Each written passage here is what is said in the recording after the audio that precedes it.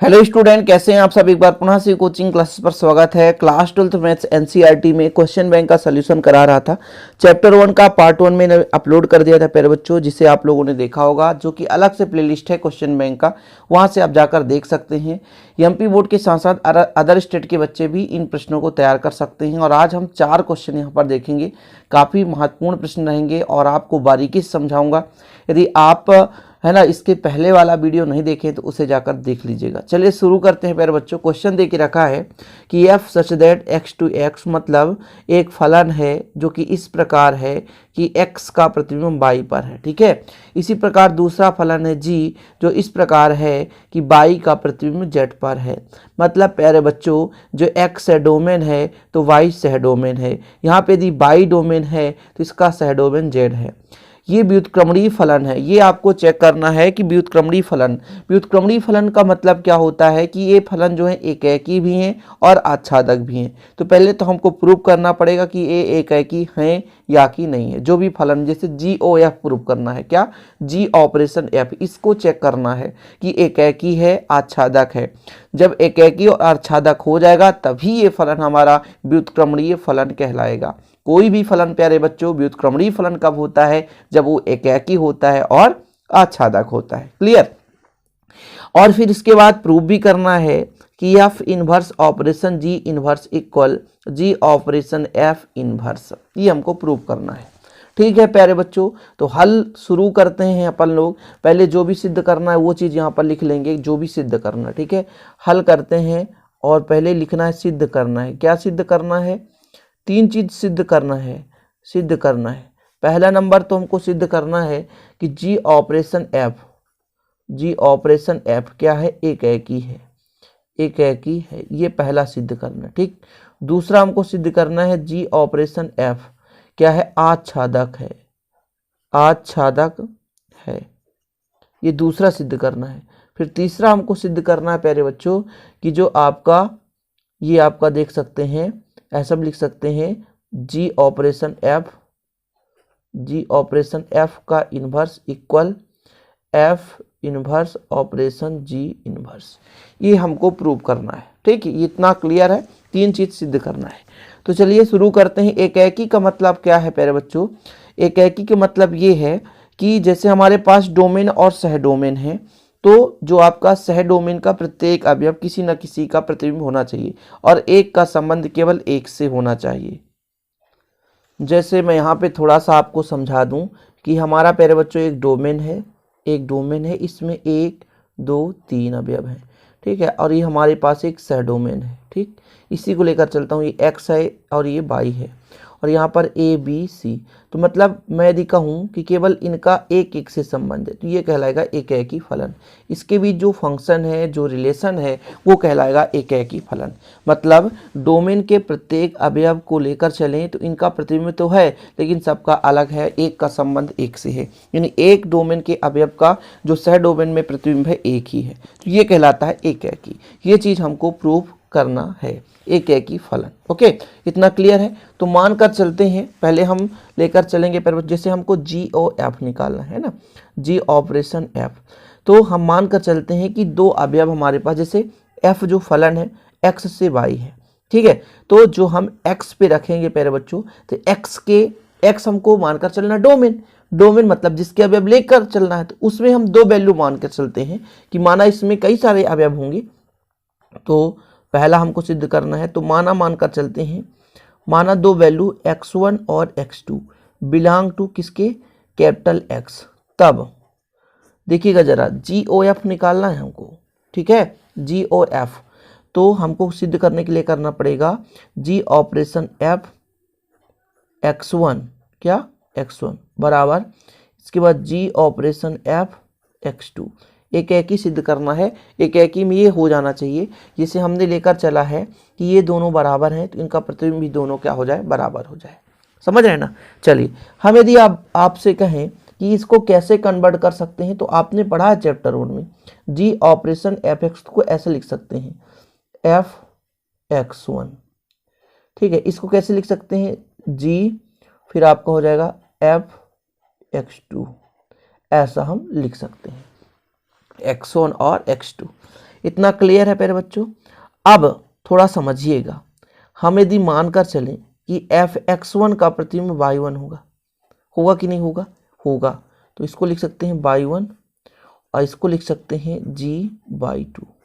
जहां पर चूंकि बोल कर रखा है व्युत्क्रमणीय फलन है, क्वेश्चन में देखिए चूंकि बोल कर रखा है व्युत्क्रमणीय फलन है, ये देख सकते हैं ना कि g भी व्युत्क्रमणीय फलन है, f भी व्युत्क्रमणीय फलन है। ये बोल कर रखा है कि g व्युत्क्रमणीय फलन है। व्युत्क्रमणीय मतलब एक का संबंध एक से ही है। मैं यहाँ पर लिख सकता हूँ व्युत्क्रमणीय के लिए, जहाँ y1 जो है x1 एक का प्रतिबिंब है और यदि y2 है तो वो दूसरे का प्रतिबिंब होगा, f x2 का प्रतिबिंब होगा। ठीक है, इतना क्लियर, इतना आप लोग समझो। अब थोड़ा और समझिएगा, यहां पर मैं यदि कह दूं कि यदि y1 = g/2 है, ये दोनों बराबर हैं, तब हमारा y1 और y2 भी बराबर रहा होगा, y1 और y2 बराबर रहा होगा। क्लियर, इतना। जब y1 और y2 बराबर है, जब y1 और y2 बराबर आ गया तो हम ऐसे भी कह सकते हैं कि fx1 बराबर रहा होगा fx2 के। ये भी बराबर भाई है, ये आपका y1 का मान ये है, y2 का मान ये है। जब y1 और y2 दोनों क्या है? बराबर हैं, तब हमारा fx1 बराबर fx2 बराबर रहा होगा। तब हम लिख सकते हैं जब ये बराबर तो x1 बराबर भी x2 रहा होगा। इसलिए जो आपका f है वो एक-एककीय है। क्या है? एक-एककीय है। ठीक है, एक-एककीय है। ठीक, इसके बाद हमको दूसरा नंबर चेक करना पड़ेगा आच्छादक के लिए। यहां पर लिख सकते हैं अतः जो आपका g ऑपरेशन f है, g ऑपरेशन f है वो क्या है? एक-एककीय है। g ऑपरेशन f है वो क्या है प्यारे बच्चों? एक-एककीय है। ठीक है, इसके आगे हमको चेक करना है क्या? आच्छादक। आच्छादक के लिए थोड़ा सा आपको समझना पड़ेगा। हम यहाँ पर थोड़ा ध्यान देते हैं क्वेश्चन पर। क्वेश्चन भले लंबा है प्यारे बच्चों, लेकिन आपको समझना जरूरी है। क्वेश्चन देखिएगा, x का प्रतिबिंब y पर, y का प्रतिबिंब z पर, x का प्रतिबिंब y पर, y का प्रतिबिंब z पर। ठीक है, यदि स्मॉल x हम मानकर चलें तो इसका प्रतिबिंब कहीं ना कहीं y पर होगा, या कि स्मॉल y मानकर चलेंगे तो ये कहीं ना कहीं किसका प्रतिबिंब होगा? x का। इसी प्रकार प्यारे बच्चों यदि हम यहाँ पर स्मॉल y मानकर चलें जिसका प्रतिबिंब होगा z, या z मानकर चलें तो z y का प्रतिबिंब होगा। ये आप नोट डाउन कर लें। यदि हम fx लिख दें तो ये y के बराबर होगा। यदि हम gy लिख दें तो ये z के बराबर होगा। क्यों? क्योंकि f में x की वैल्यू पुट करते चलेंगे फलन में तो हमारे पास y का मान आएगा। यहाँ पे g में y का मान रखते चलेंगे तो z का मान आएगा, क्योंकि यहाँ पे x डोमेन y सह डोमेन है, यहाँ पे y डोमेन और z सह डोमेन है। ठीक है, आगे नोट डाउन करेंगे। दूसरा नंबर मान के चलते हैं, दूसरे फलन से लेकर चलते हैं। माना कि एक स्मॉल z लेकर चलते हैं जो कि कैपिटल z का है, कैपिटल z का है। ठीक है, का कोई स्वैच्छ अवयव है, का कोई स्वैच्छ, स्वैच्छ मतलब हमने अपने से मान लिया एक अवयव है। अब चूंकि आपको पता है कि g such that y2 capital Z एक-एककीय आच्छादक है, ये पता है ना एक-एककीय। क्यों? क्योंकि क्वेश्चन में देके रखा है व्युत्क्रमणीय है तो ये एक-एककीय आच्छादक होंगे ही, एक-एककीय आच्छादक है। ये क्वेश्चन में देके रखा, मैं अपने से नहीं कर रहा हूं, ये क्वेश्चन पे देके रखा है प्यारे बच्चों। तब हम कह सकते हैं कि जो स्मॉल z हमने माना है प्यारे बच्चों, ये कहीं ना कहीं y का प्रतिबिंब होगा। या हम ऐसा भी लिख सकते हैं कि gy बराबर z, यानी y में हम वैल्यू पुट करते जाएं तो z का मान आ रहा है, z का मान आ रहा है। इसी प्रकार से हम यदि कह दें पुनः हम मानकर चलें प्यारे बच्चों, यदि small y belong to capital Y वह आपका फलन दे के रखा है कितना? Capital X to capital Y, तब हम आपसे कह दें कि जो fx में यदि वैल्यू पुट करेंगे तो वो y का मान आएगा। ये आएगा ही, क्यों? क्योंकि भैया x में कोई ऐसा तो अवयव होगा ही जिसका प्रतिबिंब y में प्राप्त करेगा एक-एककीय और आच्छादक। आच्छादक मतलब कोई रिक्त नहीं है, सभी के सभी पुट हैं और सभी के सभी हैं, लेकिन सभी का संबंध एक से ही है, सभी का संबंध एक से ही है। इतना क्लियर होना चाहिए आपको। ठीक है, इतना क्लियर है। अब प्यारे बच्चों आपको मिल चुका है दो चीज। हमने बताया gy बराबर z और एफ एक्स बराबर कितना वाई। अब हमको जी ऑपरेशन एफ लेकर चलना है, जी ऑपरेशन एफ। हम मानकर चलते हैं एक्स, पहले एक्स पुट किए तो कितना हो जाएगा, इसको ऐसा सेट कर सकते हैं जी ऑपरेशन एफ एक्स, और एफ एक्स बराबर कितना है बाई, तो जी ऑपरेशन, यहाँ पर ऑपरेशन अपने रखेंगे, पहले कोष्टक लिख देते हैं, एफ एक्स का मान बाई रख देते हैं, और जी वाई का मान हमने पहले बताया कितना जेड, तो यहाँ पर रख सकते हैं इसको इक्वल जेड। ये हमारा प्रूफ हो गया कि जो आपका जी ऑपरेशन एफ है आच्छादक है, मतलब कोई रिक्त नहीं है, कहीं ना कहीं एक दूसरे से कनेक्टेड है, एक भी अवयव रिक्त नहीं है किसी का भी, ठीक। तो इसलिए आप लिख सकते हो अतः जी ऑपरेशन एफ हो आच्छादक है। ये क्वेश्चन थोड़ा सा लेंदी है, समझना जरूरी है। आच्छादक है, क्लियर, आच्छादक पुष्ट हो गया। अब हमारा जो है तीसरा नंबर पुष्टि करना है प्यारे बच्चों, तो तीसरा है, देख सकते हैं ये जो आपको प्रूव करना था, एफ इनवर्स ऑपरेशन जी inverse equal g operation f inverse, ठीक। इसको लेकर चलेंगे, इसको प्रूफ करेंगे।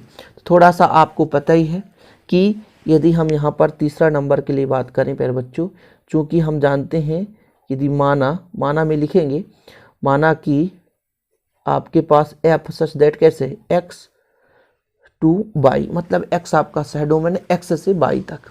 यहाँ पर यदि हम कह दें कि मानकर चल रहे हैं कि एक्स की जो वैल्यू रखेंगे, एक्स में जो वैल्यू रखेंगे इसका प्रतिबिंब कहाँ पर आएगा, बाई पर, स्मॉल बाई कर देते हैं, स्मॉल बाई। वह प्यारे बच्चों यदि हम कह दें g such that Y to Z के लिए, तो आपने क्या समझा कि जी एक हमारे पास रिलेशन है, उसमें यदि बाई का मान रखेंगे तो वो जेड के बराबर आएगा, स्मॉल जेड के बराबर आएगा, स्मॉल जेड के बराबर आएगा। इतना आप लोग समझ गए हैं। तब मैं यदि आपसे कह दूं, तब प्यारे बच्चों, तब यदि मैं इसको बदल दूं, थोड़ा समझिएगा, यदि मैं इसको बदल दूं तो ये इनवर्स में बदल जाएगा, बदलेगा कि नहीं। जब मैं इसको बदलूंगा तो एफ इनवर्स बाई बराबर एक्स हो जाएगा। देख लो भैया, एफ इनवर्स बाई, ठीक है, वाह देखियो जी है, बदलेगा इधर तो जी इनवर्स जेड बराबर भी आपका वाई हो जाएगा।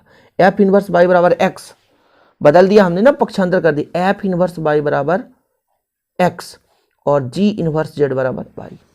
इतना नोट डाउन कर लिया आपने, इतना नोट डाउन कर लिया। तथा यदि मैं आपसे कह दूं कि भैया जी ओ एफ एक्स बराबर कितना आया था जेड, तो देखो ना भाई कहाँ से आ गया ये, जी ओ एफ एक्स बराबर आया था जेड, तो यदि मैं कह दूं जी ऑपरेशन एफ पक्षांतर करूंगा इनवर्स जेड इक्वल बताओ, तो आप बता दोगे एक्स। कितना आ गया एक्स, मतलब जी ओ एफ यानी जी ऑपरेशन एफ इनवर्स का मान एक्स आया है। यानी हम यहाँ पर जो क्वेश्चन लेकर चले हैं कि जी ऑपरेशन एफ इनवर्स का मान यदि एक्स आया है तो एफ इनवर्स ऑपरेशन जी इनवर्स का मान भी एक्स आना चाहिए। कितना आना चाहिए, एक्स आना चाहिए।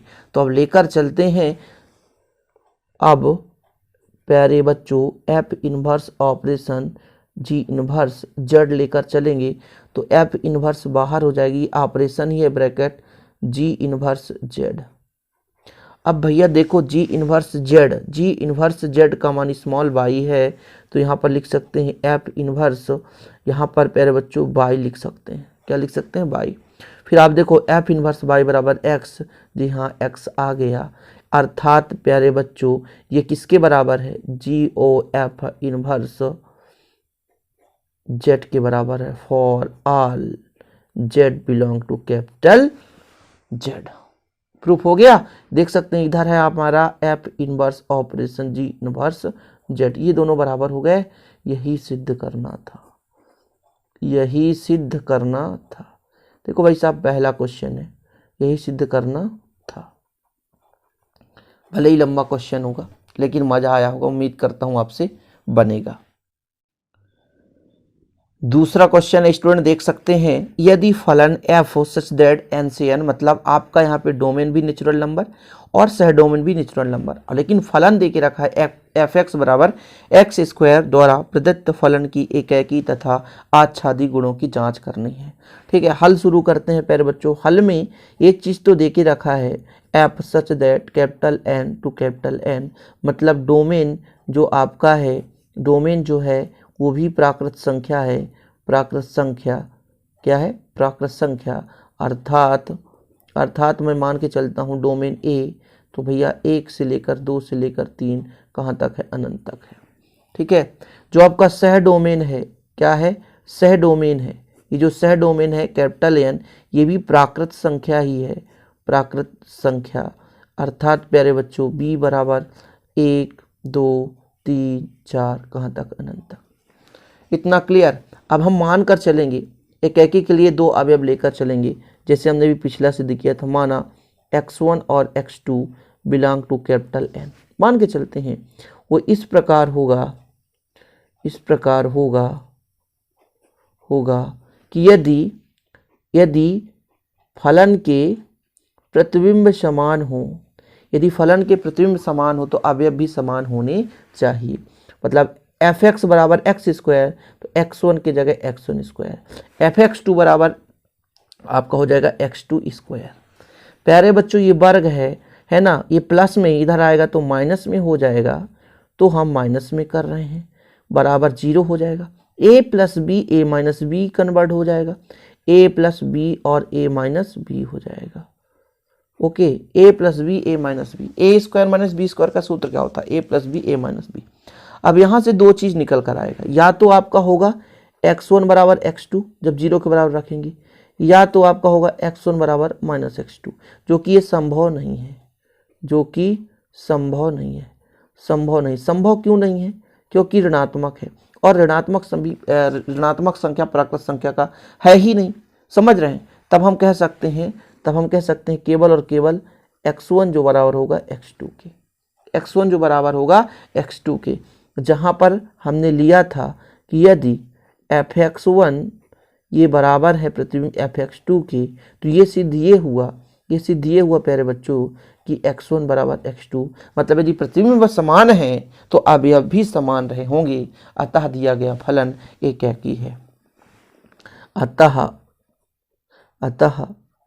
दिया गया फलन एकेकी है। क्या है प्यारे बच्चों? एकेकी है। एकेकी भी सिद्ध करना था, आच्छादक भी सिद्ध करना था। अब आच्छादक का मतलब ये लेकर चलते हैं कि कोई भी हमारे पास सह डोमेन का अवयव लेना है, वो प्रूव होना चाहिए कि डोमेन का प्रतिबिंब है। सह डोमेन का अवयव लेकर चलते हैं। दूसरा नंबर मानकर चलते हैं, माना सह डोमेन का एक अवयव 2 है, जो कि नेचुरल नंबर है, तब हम जानते हैं कि जो y है वो एक्स स्क्वायर का प्रतिबिंब होगा। ऐसा क्यों कह दिया हमने? क्योंकि भैया फलन ही दे के रखा है कि एफ एक्स बराबर एक्स स्क्वायर, मतलब इसका जो भी प्रतिबिंब आएगा वो एक्स स्क्वायर के बराबर होगा। समझ रहे हैं ना? कहने का मतलब एफ एक्स में जो भी वैल्यू पुट करें तो उसका कुछ ना कुछ प्रतिबिंब निकल कर आएगा, बाई वो एक्स स्क्वायर से निकल कर आएगा। यानी जो हमारा बाई है वो एक्स स्क्वायर का प्रतिबिंब निकल कर आ रहा है। फलन तो हमारा एफ एक्स था, एफ एक्स बराबर एक्स स्क्वायर, लेकिन जो हमने बाई प्रतिबिंब लिया है तो वो एक्स स्क्वायर का प्रतिबिंब है, अर्थात जो हमारा 2 है वो एक्स स्क्वायर का प्रतिबिंब है। किसका?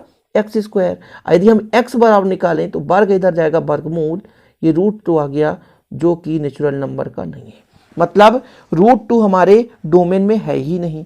डोमेन में भी 1 2 3 4, सह डोमेन में भी 1 2 3 4। कहने का मतलब प्यारे बच्चों एकेकी तो है लेकिन आच्छादक नहीं है। एक का प्रतिबिंब केवल एक ही बन रहा है, लेकिन कुछ ऐसे भी अवयव है जो कि खाली छूट रहे हैं, इसलिए आच्छादक नहीं। आच्छादक का मतलब ये होता है कि हमारे पास यदि प्यारे बच्चों एक डोमेन है और एक सह डोमेन है तो इसके कोई भी अवयव खाली नहीं होने चाहिए, सभी के सभी किसी न किसी के प्रतिबिंब होने चाहिए।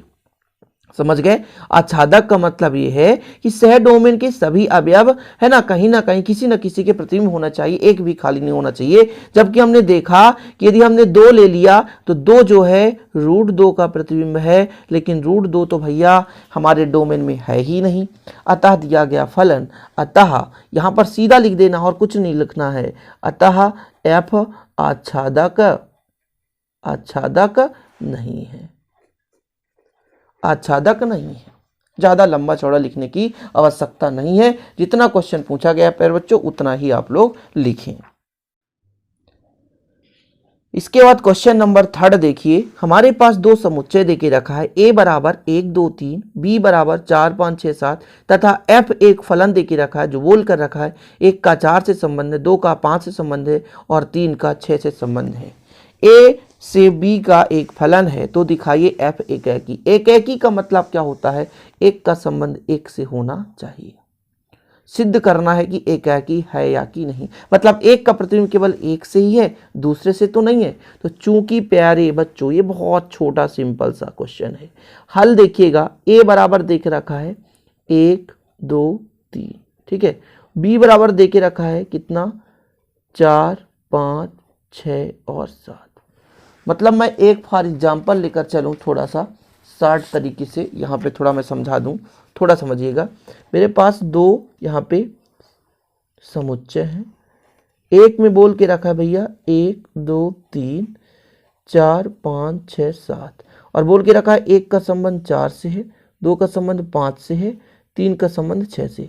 तो जरा देखो कि ये केवल जैसे हमारा 4 जो प्रतिबिंब है केवल एक का ही प्रतिबिंब है, 5 जो है केवल एक का ही प्रतिबिंब है, 6 जो केवल एक का ही प्रतिबिंब है। और जब केवल एक का प्रतिबिंब एक हो, है ना, एक अवयव का प्रतिबिंब एक ही निकले, या कोई भी प्रतिबिंब है किसी एक अवयव का प्रतिबिंब हो, तब वो एकैकी है। ऐसा नहीं भैया कि एक के साथ 2 2 हो जाए। समझ रहे नहीं, एक व्यक्ति किसी एक से ही रिलेशन रख रहा है, एक व्यक्ति किसी एक से ही रिलेशन रख रहा है तो वो कहलाता है एकैकी। यहां पर जरा देखो बिल्कुल सही है, एक का संबंध एक से है।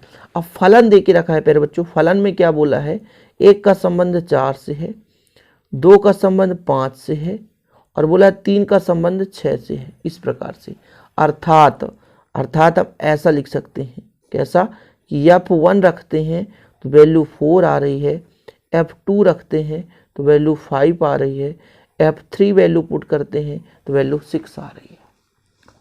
एनी डोमेन का प्रत्येक अवयव कोडोमेन के एक और केवल एक ही अवयव से संबंधित है। हम ऐसा लिख सकते हैं कि डोमेन का प्रत्येक अवयव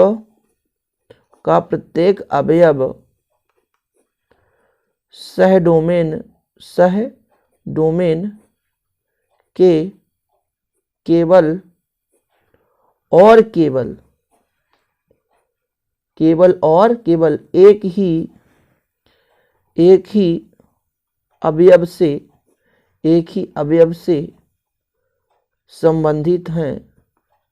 एक ही अवयव से संबंधित हैं, अतः f क्या है, अतः f एकैकी है, ये देख सकते हैं आप लोग। सिंपल है, छोटा क्वेश्चन है। इसके बाद आखिरी क्वेश्चन देख लेते हैं प्यारे बच्चों, जो आज का आखिरी क्वेश्चन है कि सिद्ध करना है आपको कि समुच्चय 1 2 3 देके रखा है और संबंध है 1 से 2 और 2 से 1।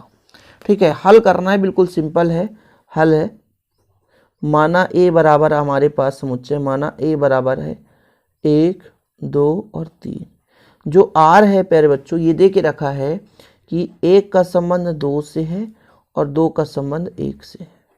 ठीक है, यदि हम आपसे कह दें कि r जो हमारा f जो रिलेशन है कि r में यदि 1 रखेंगे तो 2 आएगा, वह यदि हम प्यारे बच्चों r में 2 रखें तो 1 आएगा। अब हमने आपको बताया था कि यदि 1 का संबंध 2 से है और 2 का संबंध 1 से है, चूंकि 1 का संबंध 2 से है और तथा यदि हम 2 रखें तो एक दूसरे के रिवर्सिबल है ना, मतलब एक दूसरे से संबंधित हैं, इसलिए ये सम्मित है ना। अतः प्यारे बच्चों, अतः r सम्मित है। यदि a b का भाई है, b a का भाई है तो सम्मित कहलाता है। ठीक है। यदि ए बी का भाई है और बी ए का भाई होता है तो सममित कहलाता है। और यहाँ पर यही चीज सिद्ध करना, एक का दो से रिलेशन है, एक का प्रतिबिंब दो आ रहा है, यदि दो रखे तो प्रतिबिंब एक आ रहा है। इस प्रकार से ये सममित कहलाते हैं। चैप्टर 1 के क्वेश्चन कंप्लीट हो गए। क्वेश्चन बैंक के सॉल्यूशन, उम्मीद करता हूँ वीडियो पसंद आएगा। पसंद आए तो लाइक करना ना भूलें, शेयर करें। मिलते हैं अगली वीडियो के साथ। जय हिंद, वंदे मातरम।